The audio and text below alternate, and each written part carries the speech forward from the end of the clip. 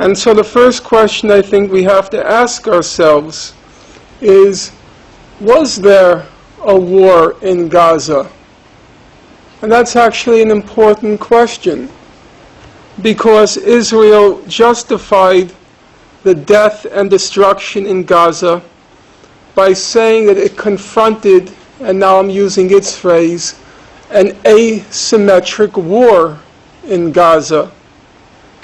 And many of Israel's defenders said, yes, there was a lot of death and destruction in Gaza, but that happens in the fog of war.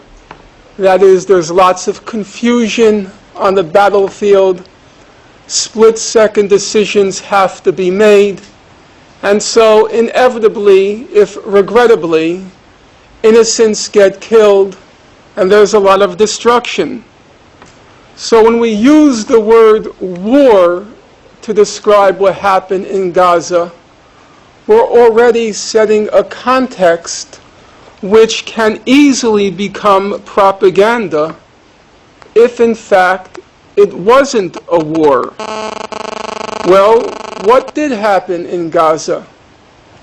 After those 22 days that Amnesty International called the 22 days of death and destruction, Israel was very proud of what happened, because it said, now we have shown the Arabs who's who and what's what.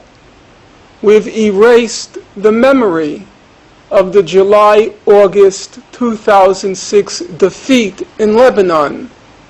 And now they said, we've restored our deterrence capacity, the Arab fear of us, because we won the war in Gaza.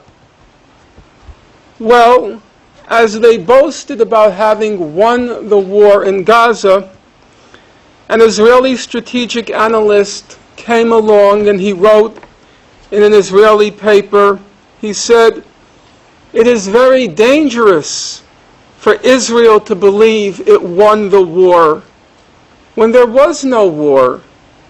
In reality, not a single battle was fought during the 22 days of fighting. A former Israeli ministry official said, there was no war. Hamas sat in its bunkers and came out when it was all over. Well, if there was no war in Gaza, what did happen? It's fairly clear what happened militarily. Israel flew about 3,000 combat missions over Gaza. Every plane came back. None was downed. None was even damaged. That's not too surprising, because Hamas had no anti-aircraft defenses. It took as much courage to fly a combat mission over Gaza as it does to shoot fish in a barrel. That was the first week, the air assault. And then, beginning the second week, Israel launched its land and air assault, its ground and air assault. Well, the Israeli soldiers were equipped with special night fighting equipment. Hamas couldn't even see them, let alone do battle with them. So what did happen? Well, we have the very clear testimony of probably the best possible witnesses, namely the Israeli soldiers themselves. After those 22 days of death and destruction, many Israeli soldiers testified to what they experienced. So let me quote them. Soldier, there was nothing there. Ghost towns. Except for some livestock, nothing moved. Soldier, most of the time it was boring.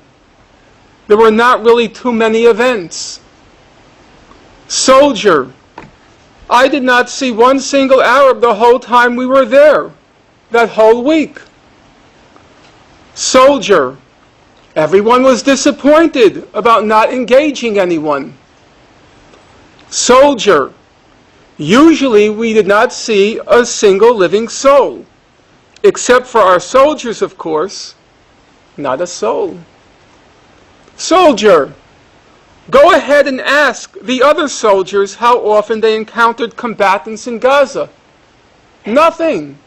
No one. Soldier.